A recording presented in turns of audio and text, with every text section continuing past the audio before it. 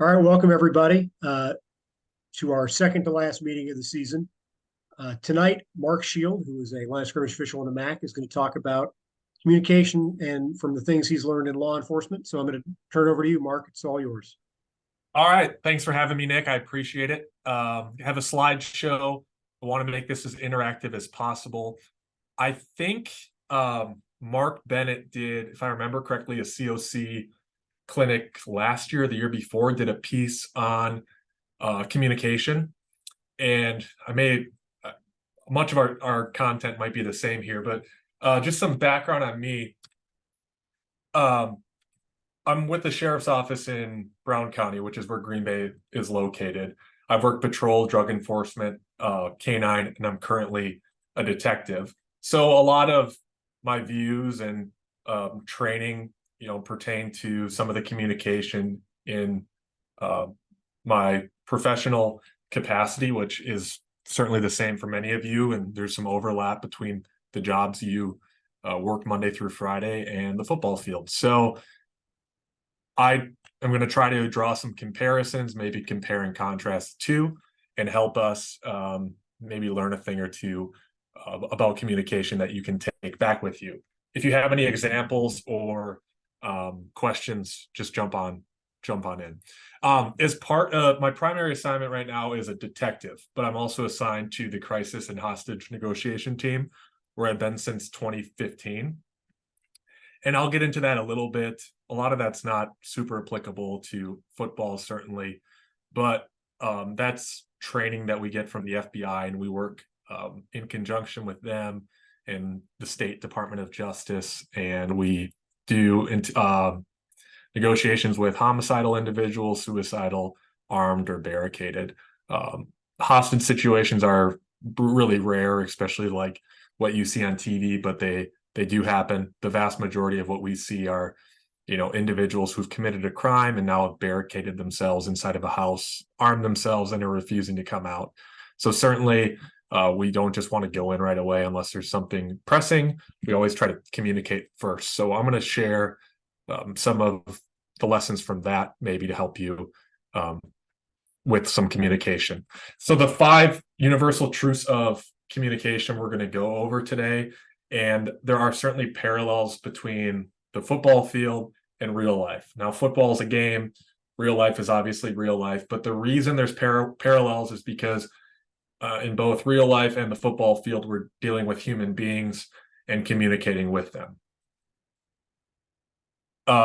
Obviously, some of the situations here don't apply to the football field. So I don't want to make this a comparing one with the other and trying to show that they're very similar, because they're not. First, you might ask, if I'm a cop, why don't I have a sweet mustache? And the answer to that is because one time I tried to have a sweet mustache when I worked in drug enforcement, and it was awful.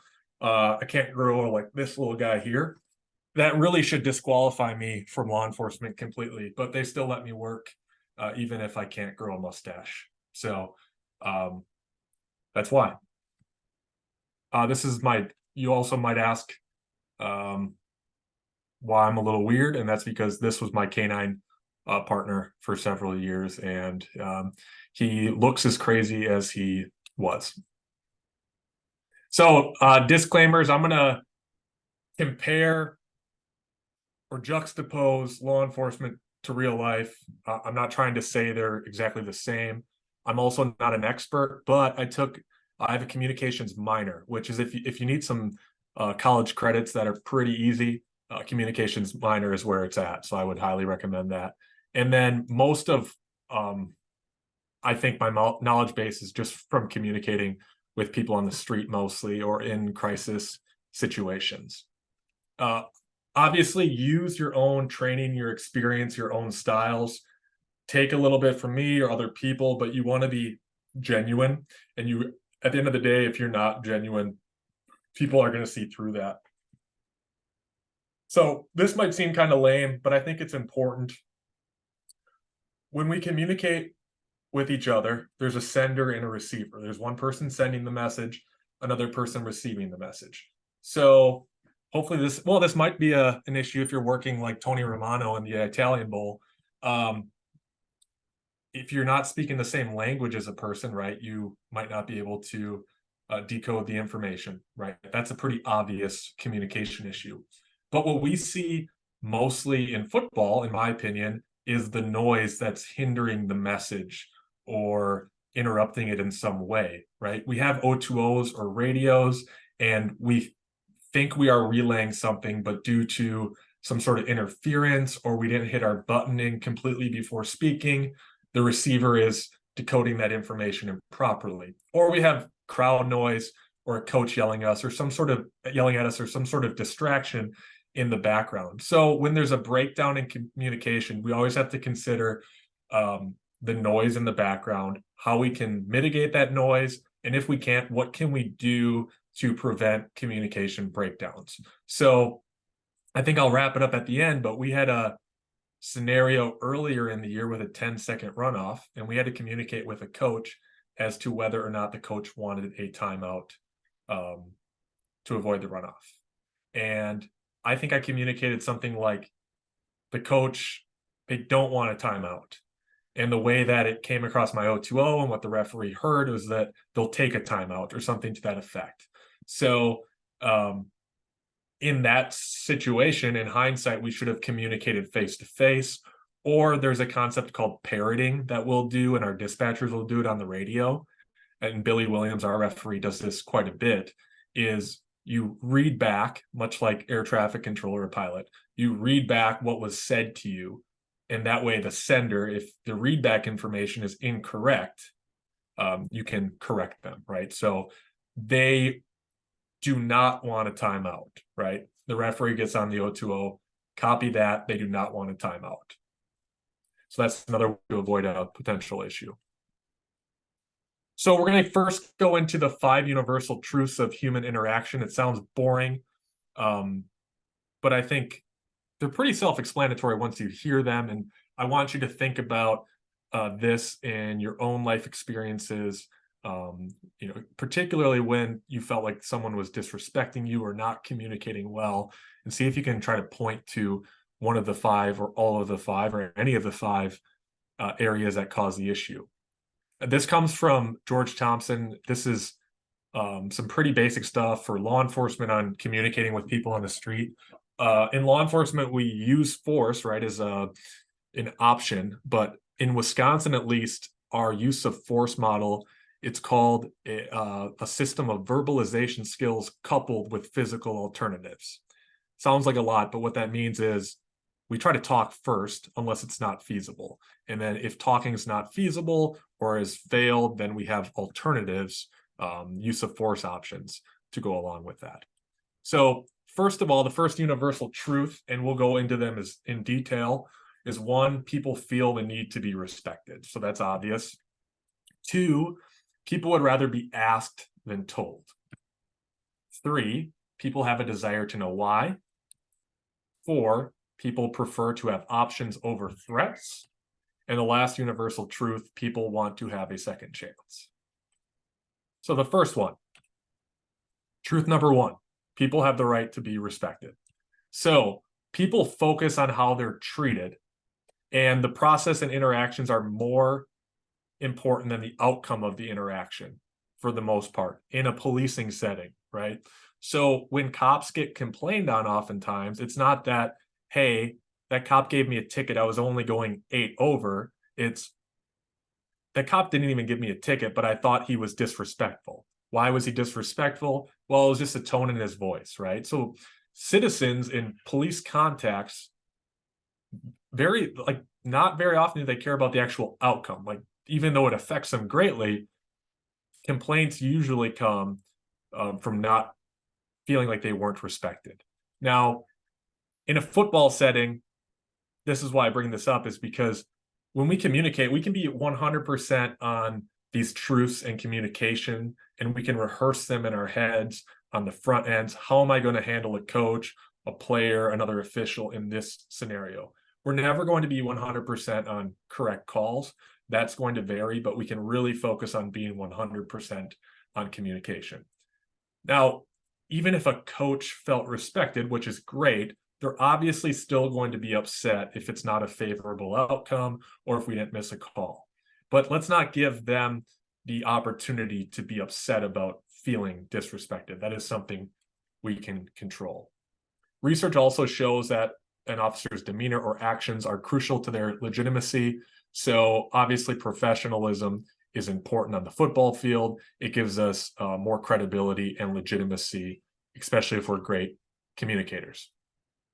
So outcomes are important, but how do we communicate and conduct ourselves during the process? So, when we're arriving at our conclusion of making a particular call, how do we communicate along the way? Because we all know that's how we're going to get in trouble, is if we don't communicate well with a coach, or if we say something snarky or inappropriate or unprofessional. That certainly can get us in a lot of hot water. So when it first starts with pregame, you talk to a coach, shake your hands, introduce yourself. It's either Coach Sir or Coach Johnson, Coach Smith. I just say coach so I don't accidentally get their names mixed up or anything. But obviously you want to treat coaches, players, other officials with respect. We know that. Truth number 2, people would rather be asked than told. So think of your own personal experience. If you had a negative interaction with an authority figure, it doesn't have to be law enforcement. It could be a teacher, a parent, somebody that had control over an outcome or you or an event, a coach, an official when you were playing. What bothered you most about the interaction? Was it their tone? Did you feel like you weren't being treated fairly? Just think to yourself and try to pinpoint what about it upset you. If it's the outcome, can't necessarily control that, but did they treat you a certain way that you felt was unfair or disrespectful? And then how do you phrase your language when you're talking to somebody or even in your head? Do you request cooperation or demand compliance? And we'll get into specific examples here, right? Sometimes you have time to request cooperation.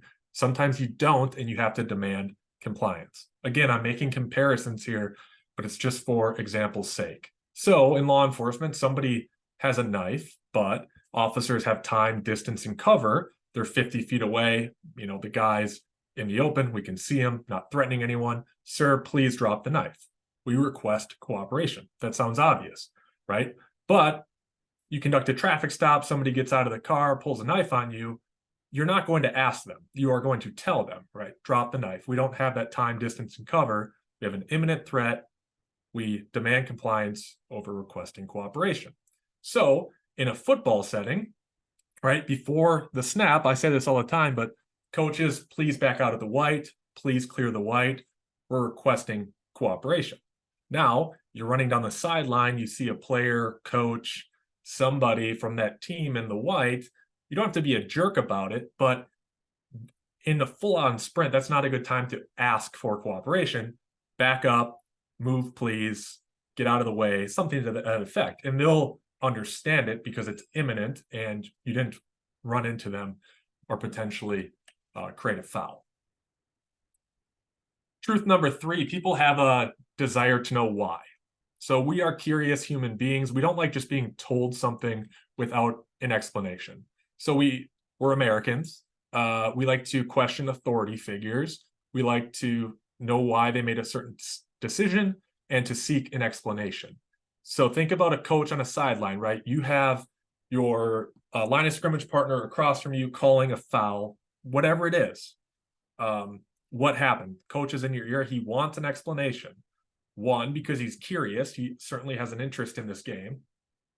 2, he wants to know what he can do to try to correct this action. Is he going to make his player sit out a series because it's an unsportsmanlike conduct or UNR? Or what can he do to try to correct the action for his player so they don't get additional fouls? And again, we may not agree with the explanation that was given, but people can often rationalize one's decision that they made. So this is where in law enforcement, communication and complaints can go a long way, or where they happen, really, is when you stop somebody based on good information, most of the time limited information, and it turns out they're completely innocent, right? So, an example, there's an armed robbery involving a red Dodge Charger. Shortly after receiving the information, you see a red Dodge Charger, and let's say it's not a lot of vehicle traffic or for whatever reason. So you have reasonable suspicion, you conduct a traffic stop and detain the occupants of the car. While you're with the occupants, you're able to exclude them as being involved. So that's good. So natural questions from those people, why did you stop us? So an answer, we received information of a red Dodge Charger involved in a serious crime.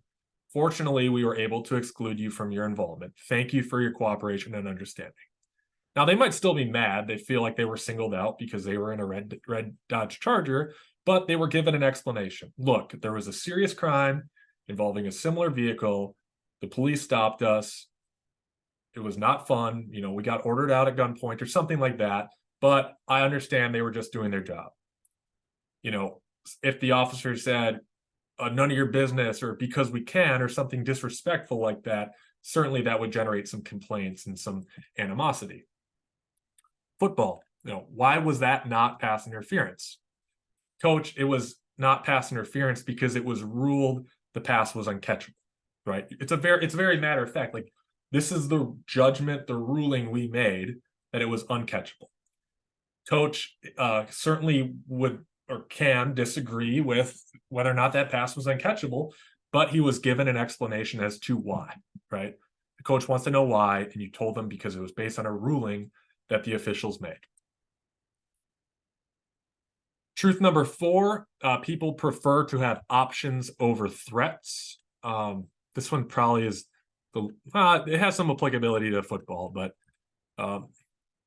certainly we're not going to threaten people on the football field. We could threaten to throw a flag, perhaps.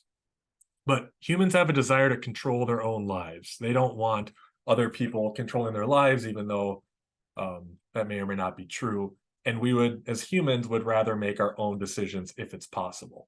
So the goal in officiating and law enforcement, anything where there's rules, laws that have to be governed, people have to conduct themselves in a particular way. The goal is to gain voluntary compliance, right? We want people just to follow the rules. We don't want to, people drive the speed limit in general, plus or minus 10 to 15 miles per hour, because they feel it's good for them. It's good for society. It makes everyone safer. These laws are reasonable. If people were just violating laws left and right, people get away with it because we can't control it. Same with football. Certainly players don't foul because they don't want to be penalized, but also coaches know they're not going to teach their players to commit fouls because it's unfair, unethical. They are going to teach them how to play the game legally. So a model we use, I never think of this in my head, but it was a model from the academy. It's called the REACT model. The R stands for request, which doesn't make sense, but cooperation. Request, cooperation. Oh, sorry, I screwed that up. This is a different one. So R, request cooperation. E is explain the reason. A is to allow a choice. C is to check decision. And T is to take action. So I'm going to put this in a law enforcement setting first and then go on to football. So law enforcement example, you and fellow officers are dispatched to a local business where there's a group of several peaceful protesters in the lobby protesting recent legislation from a local business owner who's also on the city council. The protest is disruptive to the business. The business owner requested the protesters vacate the premises, and you have the lawful authority to arrest them if they disregard your order. So they're being peaceful, they're just sitting down, but it's disruptive. It's a private business. He wants people to leave. You can go there right away and just grab them, make them leave. I guess you have the legal authority. But using the REACT model, here's what this may look like. First, request cooperation. Please leave. We're looking for your cooperation. Number 1. 2, explain the reason.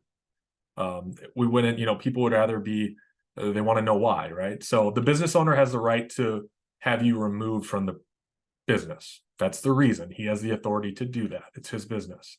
Allow a choice. People want to have choices.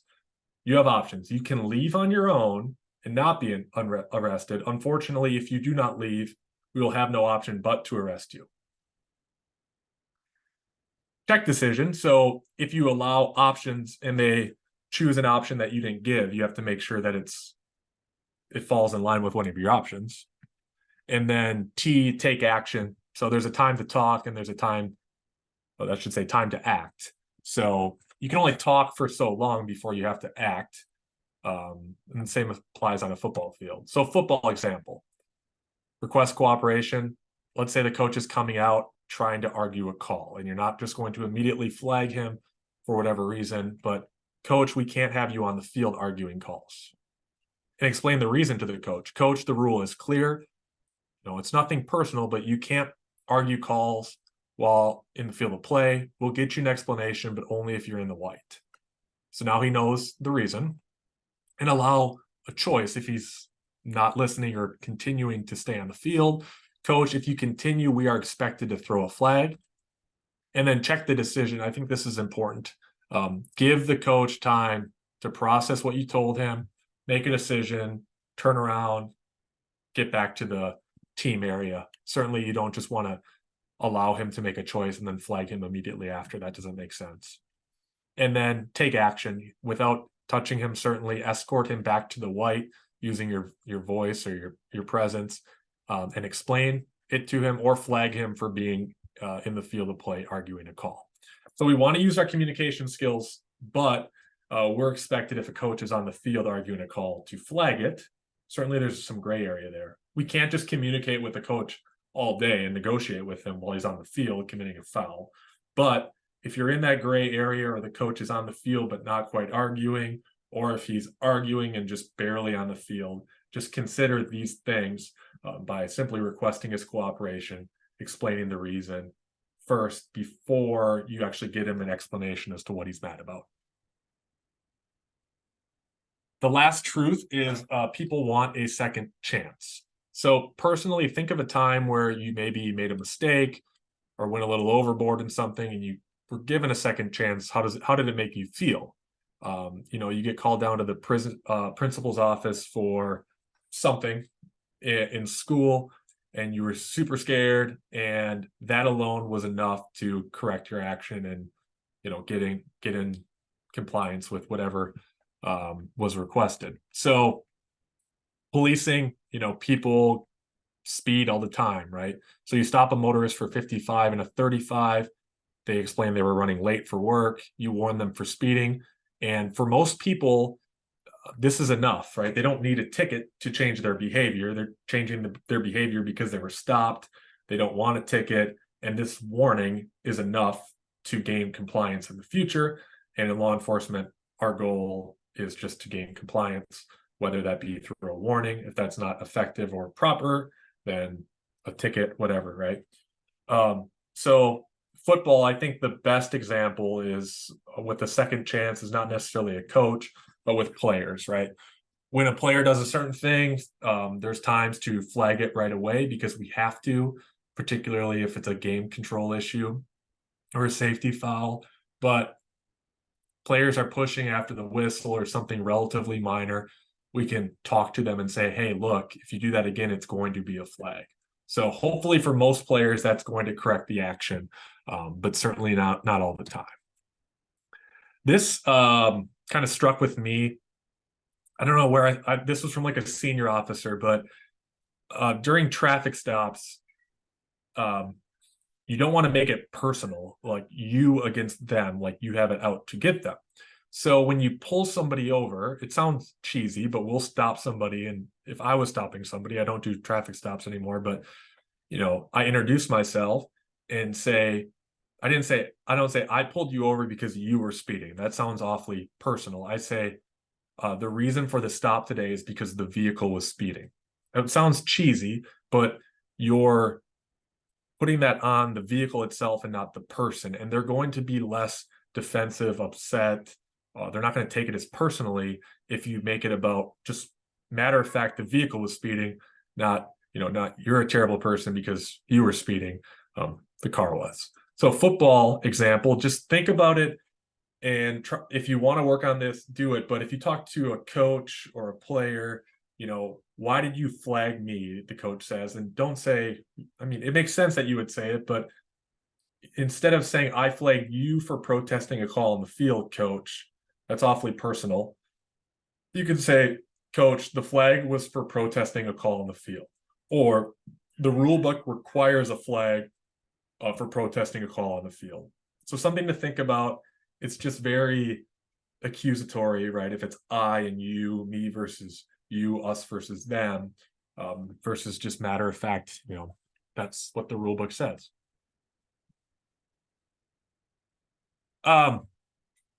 So we have a little over halfway, but that was some basic communication stuff from a law enforcement setting. But now we're going to go into some of the crisis and hostage negotiation specific communication.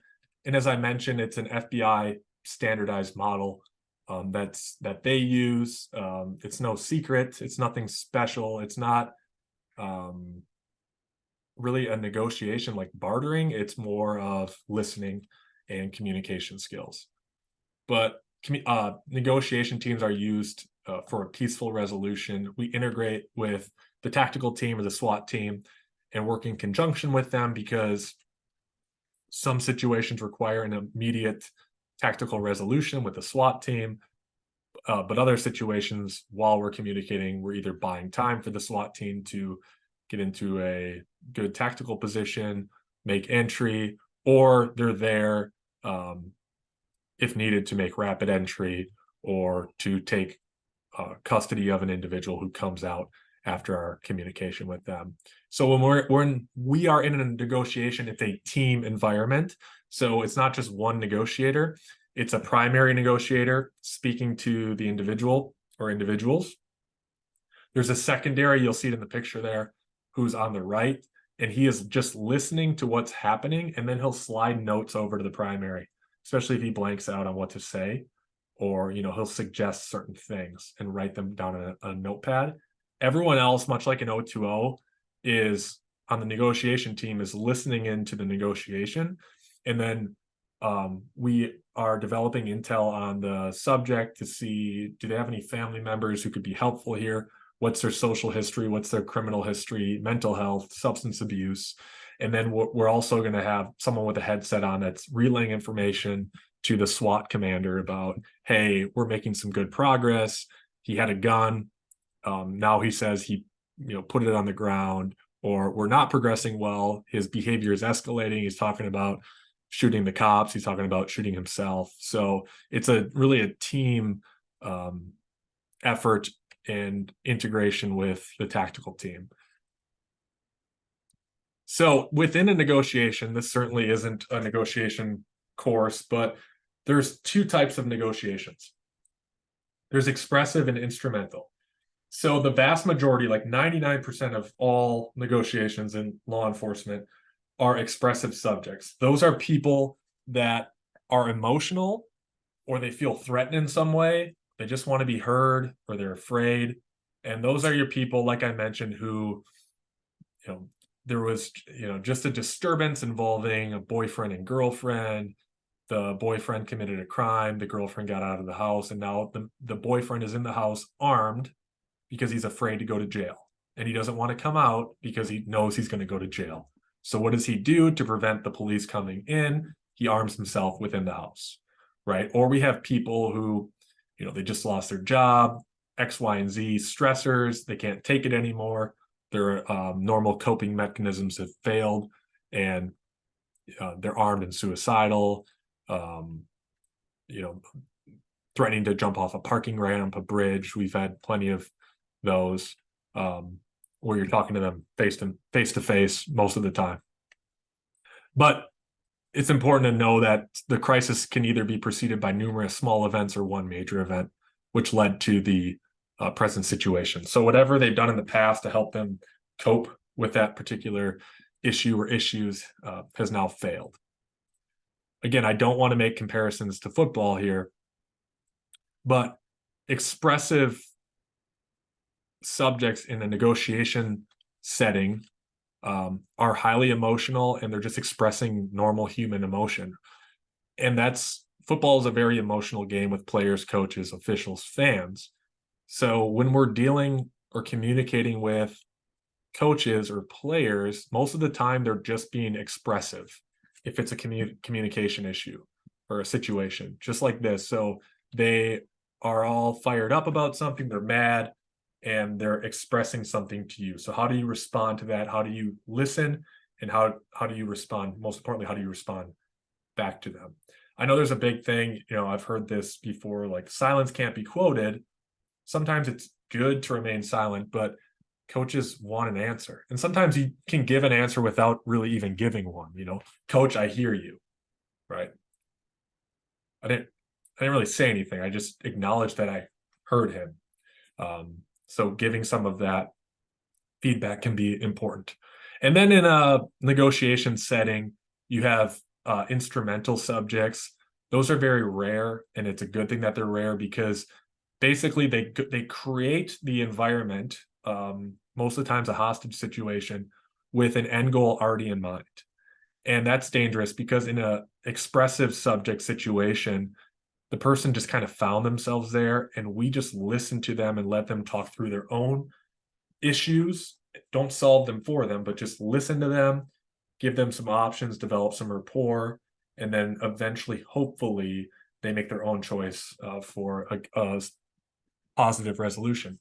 But instrumental is tough because they already know that they want a certain outcome, and you can't just say, to a terrorist or some hostage taker as part of organized crime or something else, like, I hear you, like, I know, here are my demands. Like, so you have to differentiate between the two. So as part of this, especially for the expressive subjects, we have something called the behavioral change stairway.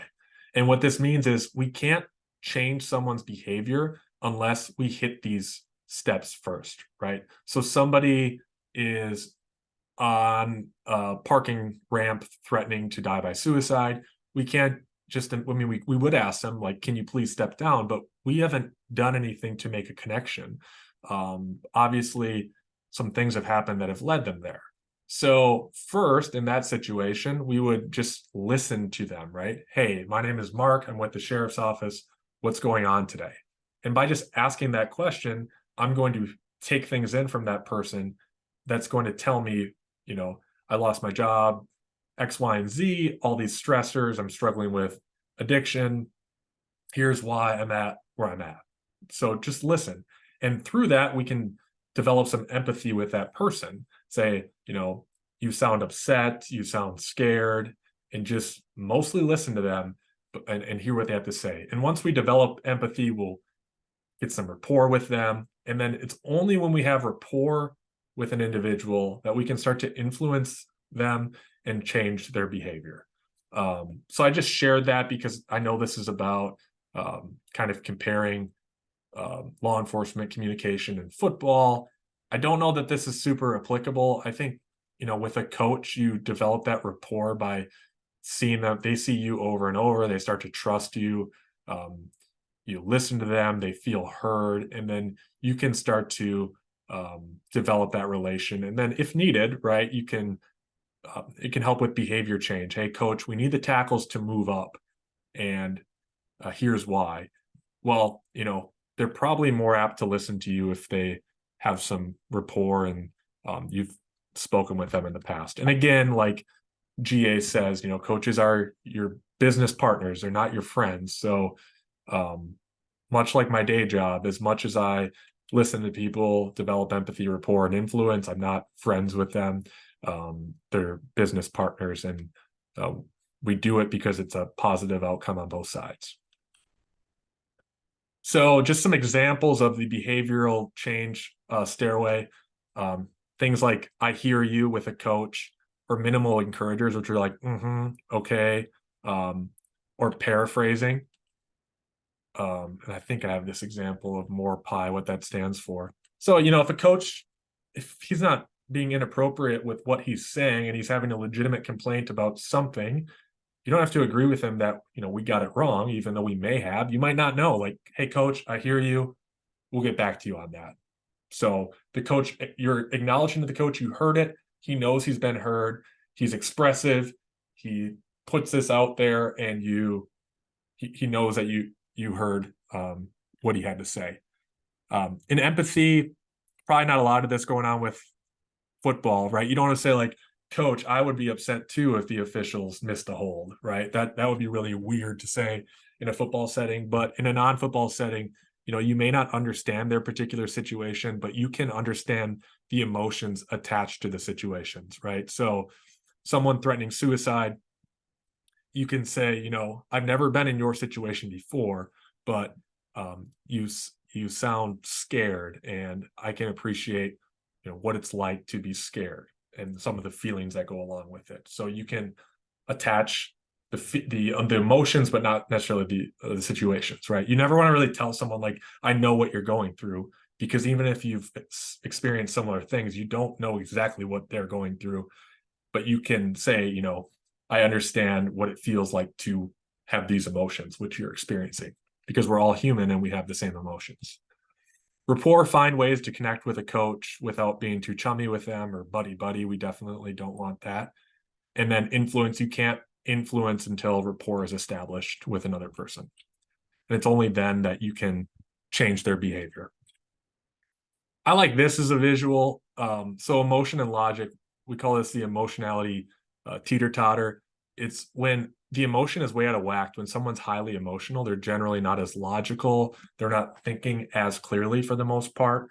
So how do we balance out emotion and logic?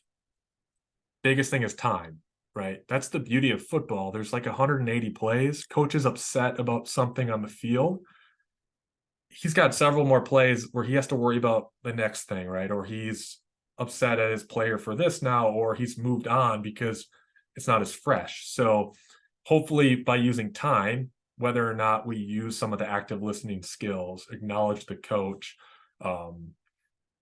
hear what he has to say, over time, usually things start to cool down.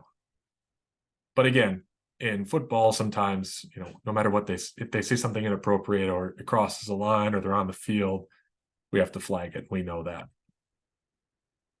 So crew communication, we're going to kind of wrap up with some football things.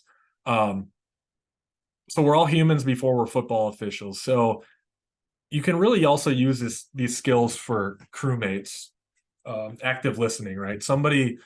You're with your crew a lot. They're like a second family to you. You develop relationships. So somebody on your crew is going through something, or, and they want to express something to you. They open up to you.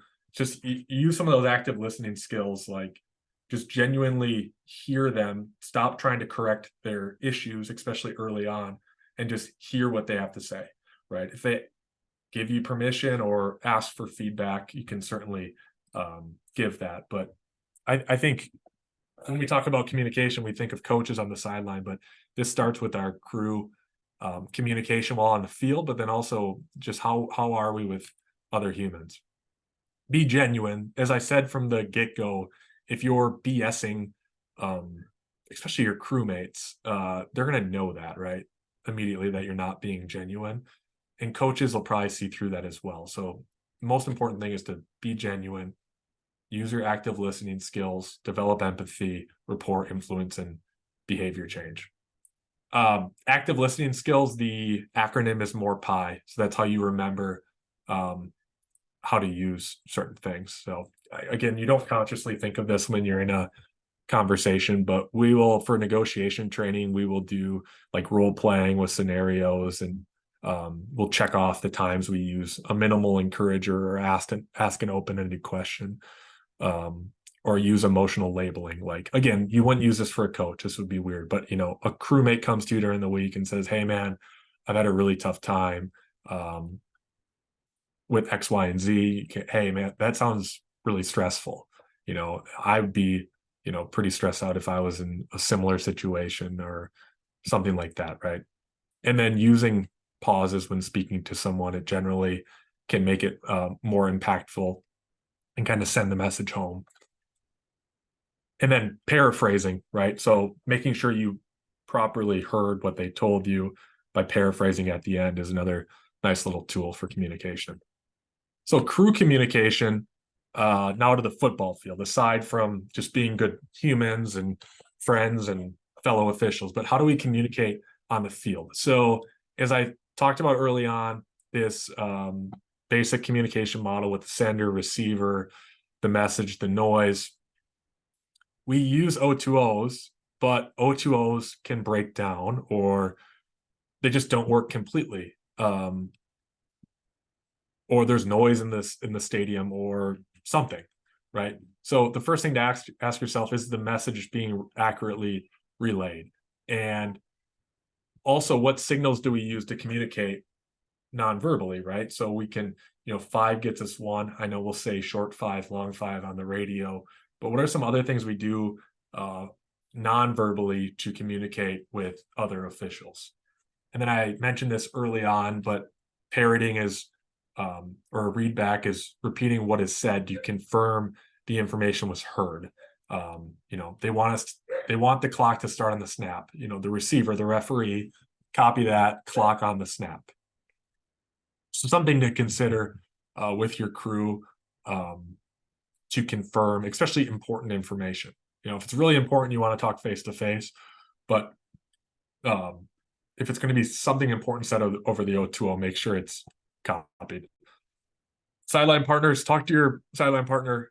What are your verbal and nonverbal signals going to look like? Some of them, for me, I don't even really know them, but then I had a play with Ken Cloud where this never crossed my mind, but he had a really tight play in the end zone, and I didn't really I wasn't going to take him off the call or anything wild like that, but for some reason I was running at him pretty quick.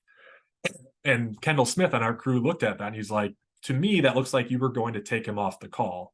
And that wasn't, I basically just wanted to have a conversation with him. I wasn't going to take him off the call. But after watching the film, that's 100% what it looks like. And that drew Ken's attention towards me. Like I had some critical information, which I really did not. So watching yourself on film on a tight sideline play, you may think you do a head nod or some sort of acknowledgement with your partner, but break it down on film and see what you actually do, or ask your partner if you've worked with them quite a bit, what do you see me doing, or something like that. So it might be a head nod, it might be a point, it might be something like that. Crew communication, when do we have time to make a decision? We're outside at 2, we're not in a hurry up. Short wing and deep wing might get together, eventually kill the clock and rule a completed catch. Whereas when do we have to make a decision right away? We're under 2 minutes. I gotta get my dog out of the room quick. Oh, sorry.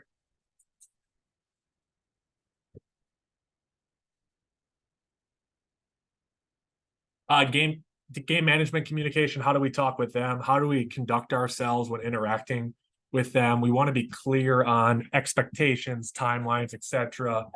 Good questions for game management. I haven't been a referee for a while. I was in Division III. Certainly things are different, but who can we contact if this happens? What can we expect if this happens? You can what if a lot of things to death, but plan on reasonable contingencies.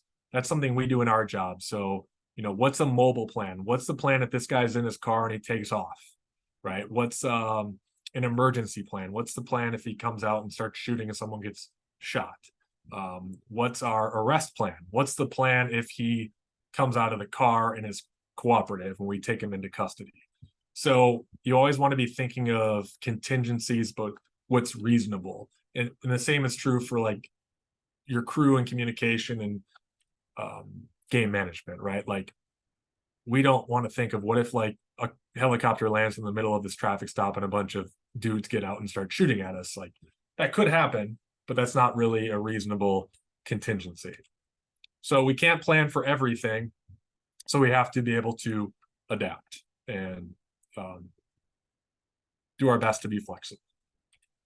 I don't know much about this because I haven't done it really in a long time, but there's also timer communication. So you want to introduce yourself, be respectful, Obviously, what are the expectations with the timers, and what are some questions you may have of them. Ball personnel, same deal. Introduce yourself, expectations and questions. In 8-man mechanics, we have new mechanics with ball personnel, relaying the ball on the offensive backfield side of things. So make sure you communicate that and work with them throughout the game. We've experienced some growing pains with that this year just because it's different. Coach communication pregame. Introduce yourself to the coach with your sideline partner. That's what we do. And I know during the game, they're big on this, especially if it's a controversial thing. Have someone with you as a potential witness to anything that may or may not be said, right? Because if a coach is saying something was said, you're saying that's not what exactly was said. You can have a third set of ears there to potentially vouch for you. So that's a good idea too. It's something we try to do. Establish rapport early with the coach. Something I always tell them is I want to be more of like a resource than a hindrance to them. So I say, Coach, if you have any questions, we'll do our best to get you an answer as soon as we can. It may not be that very moment, but we'll do our best to help you coach your team, right? Say something like that, right? So like, ooh, these guys are here to help me coach my team. So make it like you're more of a resource than someone that's just out there to call fouls, call penalties that result in fouls. And then coach, we ask you keep the white clear for our safety and yours. Who is your get back coach? So communicating that is important as well. And then coach, do you have any questions? You can kind of get a feel for coaches. Some want to have in-depth conversations with officials. It's just who they are and what their game plan is. Others, you're an accessory to the game. You're just kind of there, but I have other things to worry about. I'm not too worried about you guys, with all due respect. So don't bug the heck out of the coach. And you'll kind of get that feel whether they want that constant communication and feedback, or they'd rather be left alone unless it's a critical situation. And then good luck, coach. We look forward to it. Something like that. That's what I do. Then you're going to have a communication with the other coach, and make sure you're spending about the same time with both of the coaches. Chain crew communication for wings. I don't remember any of their names, which sounds bad, but I just can only retain so much information in my brain. Some people will write down names. That's fine if that works for you. Let them know that the top priority is their safety. Give them some clear expectations on where they're going to set up, when they're going to move, under what circumstances can they move. If they see a flag, don't move, even if we tell you to move, things like that. And then I think a big thing with chains, we always tell them, if you have an issue with coaches or something on your sideline, talk to us and we'll help you take care of it, because you don't want some sort of feud going on between chain personnel and coaching personnel on that sideline. That could create an issue. So it's best to have them let you know as early as possible, and then try to deal with it. Coach communication in game. I know that most referees like to check in with the coach at halftime. We've had a few scenarios where coaches had some legitimate questions at the end of half, but I think we've kind of agreed that most of the time, especially if the temperature is a little high, most of the time, the best thing to do is to tell the coach that we'll get back to them at the start of the half, and use that time, like we talked about in the teeter-totter, to let things kind of cool down a little bit. But sometimes you have to get them that information. But don't bother coaches. They have more to worry about than officials. As I said, some coaches are more engaged. They want answers. Some don't really care, and they don't want to be bugged. You'll communicate with them as much as they want to, but if you see them in their headsets and they're talking, don't bother them unless you really have to get their attention. And then a big question as we wrap up here, and we'll take questions or people can share their own experiences. We're about 50 minutes in, is how do you respond to coaches that want to talk to the referee about everything, right? Or they really just want to talk to the guy, right? They need an answer from the guy in the white hat. He's the guy. How do you address that with coaches? And what can the referee do in the pregame meeting with the coach to try to minimize coaches wanting to speak to the referee? Certainly, there's a time and a place for it, but how can we avoid that becoming a habit and having the referee go over there and us slowing down the game? And that goes with, hey, coach, we'll get you the information as soon as we can. So a coach can maybe go over there during a timeout or after a score instead of in between downs and slow down the game. And then we're going to end with a quote before we open up to any potential questions. It's pretty basic. I was looking up communication quotes, and communication works for those who work at it. Sounds pretty basic, but communication is a learned skill that's perishable. And if we don't practice it, if we don't apply it in multiple areas of our life, like anything, it's going to deteriorate over time. So as much as we use it, this is something, especially in the off season, that you can try to hone in on and improve to be consistent 100% with communication. That's what we can control. We can control how we talk to a coach, how we treat our fellow officials, players, game management. We can't control our grades. We can't control all of our calls. We're going to make mistakes there, but let's be 100% on the communication side of things. So if anyone has anything, let me know, or questions or personal experiences that may have rung a bell to them during the presentation. But I appreciate the invite and the time, everyone listening. Does anybody have anything for Mark?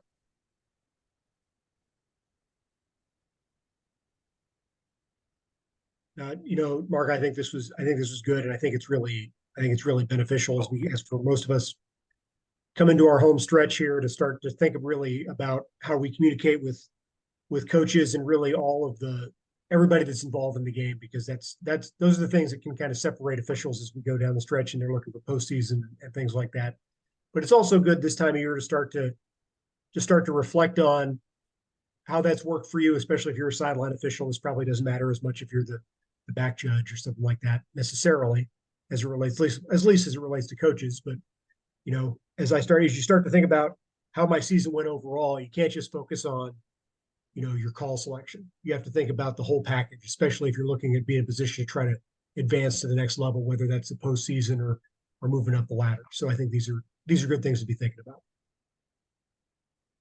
Yeah, I appreciate it. And again, a lot of this doesn't always apply to the football field, but some things that I've used and I think have worked with communicating with coaches and trying to say, like, certain times you can just say things without actually saying it, right? Coach, I hear you.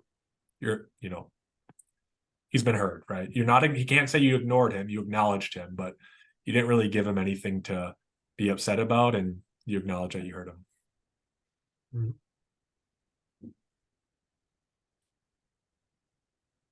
All right. Well, hearing nothing else, Mark, really appreciate you taking the time.